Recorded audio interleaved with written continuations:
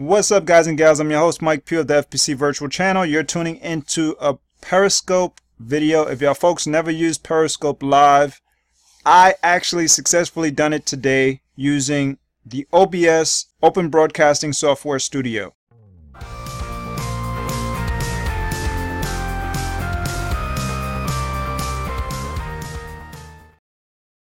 So if y'all folks want to learn how to do that, definitely check out this video. It's going to be very, very interesting and something that will most definitely open up your eyes. Now, what you need is this producer page. So you're going to have to go to pscp.tv, which is the Periscope Live website. You're going to have to go maybe to Google. Go to Google and type in Periscope. When you type that in, you should see this watch live as the first search, as a search result. And once you get there, it's going to bring you to the Periscope website. When you get to the Periscope website, if you did not get an actual account, you want to get an account. So try to get your account as soon as possible so you can get your live streams running fluidly using OBS. So once you get onto Periscope, the very next thing you're going to do is click this little icon for your actual profile. So you click the icon. You can go to view profile, but if you want to get the live stream set up, you're going to have to go to producer. When you go to producer, you'll see this screen here pretty much. So I'll just do it real quick for you. You go to producer and this is the screen that you're going to see. Now once you get here, this won't be active yet, which you see below where it says source 1. You're going to have to create a new source. That's what you need to do. After creating a new source, it will supply you a server URL. That server URL you can utilize in the future to actually watch that live stream, I believe, but I tried to put it up in the address bar, the web address bar, and it didn't work. So all you really need for OBS is this stream name and stream key / stream key. So you click on it and it copies it automatically. Make sure you don't display it to anybody, because then someone else can basically take over your live stream and you don't want that to happen. So make sure you hide it if you're making any tutorial videos or videos to display how to use it. And other than that, that's pretty much it. Now when you're done, on the bottom it's going to give you warnings. So you'll see there's warnings here about audio codec, audio sampling rate, audio bit rate, a whole bunch of different things that are provided here.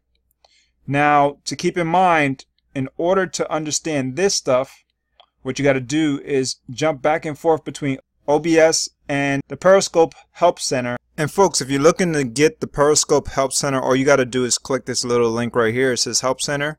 When you click it, it takes you right to the Help Center. This also is another way to do it, but I think how I did it was a different way. But here you go. It has supported specifications and all the details that you're going to see in the video, which basically showcases here. And it explains and breaks down a lot of different things for OBS. You can see here as well. And hopefully you learn more from my video as well as this, so that you can detect what type of settings that you have to set it up for. So I'm going to give you a little quick way to do it. It's very simple. After you open up OBS, you're going to open up the settings for your stream. So with OBS, we're going to open it up real quick so y'all folks can see. But once you get OBS open, you go to your settings. So hold on one second. And there's some basic settings that I set mine for, and it worked perfectly. So let's wait for OBS to come up, and then I'll show y'all folks that. Okay, so OBS is open, and all you have to do is go to the upper left corner where you see File. Make sure you have everything set up already, so all your sources and all your scenes are made up. So whatever you wanted to add as your sources and you want to add as your scenes, make sure you have all of that set, so you can jump back and forth seamlessly with no problem through your actual live stream. And you don't have to set up anything and waste precious time while you're actually live streaming, which is very hard to do. You can also go to studio mode at this moment if you want to create the live stream right now, and try to learn how this works before you click this start streaming, because start streaming is the button that you're going to have to press after you bring in your settings to the settings area. So I just want to show y'all folks the precursor of what you need to do before you get there. So with the studio mode, whatever's on the left is basically going to be you trying to configure the screen so that you want it to display what you want it to display. When you click transition, it sends that whatever you programmed here to this live feed. So this is going to be feeding live to your audiences as long as you have that button clicked. So now let's get out of this part. Say you're done this part, you finished everything, you have it all set, you're ready, you got your transitions about to go off and everything. Let's go to File and go to Settings, and this screen pops up. So what do you do here? You go to Stream. Make sure your stream type is Streaming Services. Make sure you have that there.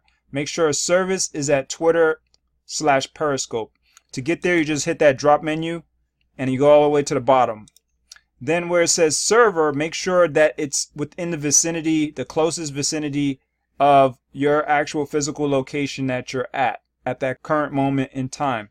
It doesn't have to be your home location, but it has to be wherever you have your actual live feed streaming at. Because some people may travel to other places and try to get it done there. As long as you have a computer and you're connected through OBS, you can do it. Maybe through your laptop and have Wi-Fi connected. Now, the stream key goes here, so you're going to click on it, highlight, and you're going to either right-click and paste it, or you're going to use your control key on your keyboard and press the V key to paste it. Then you make sure you never show it to anybody. Like I said before, people will be able to access your stream if you show that actual live stream key.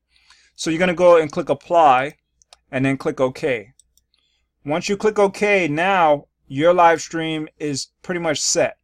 But let's go back and go to settings. You're going to focus on stream and video. So the very next setting is video. With video, this one you can set to 30 frames per second. Just make sure this is set to 30. And that should be good. This should be based on your actual computer. So whatever is your screen resolution for your computer, make sure you check that out. If you don't know how to do that, let me back out and go to my computer's desktop. You're going to right click on a computer's desktop and then go to display settings, and from display settings it should, after it pops up, it'll tell you what the default display settings is. If you never did it before, that's basically how you would do it. So it's going to take a little time. Windows 10 maybe slow on your computer or not, I don't know. Mine's is recommended at 1366 by 768. That's the resolution. So that's where you have to set your base canvas for. So base canvas in reference to OBS. So let's go to File, go to Settings, and go to this video. Make sure base canvas and output scaled is set to the same resolution. Then we're going to go to Output, and Output is the one you really want to focus on. If your video is defaulted to what I just said here, don't worry about changing it. Output is really important. Now this encoder part, this encoder is basically detailed here. So it's going to tell you the encoder. This is the encoder here, H.264. So when you see the H.264, that means that you have to change your encoder to the NVENC H.264.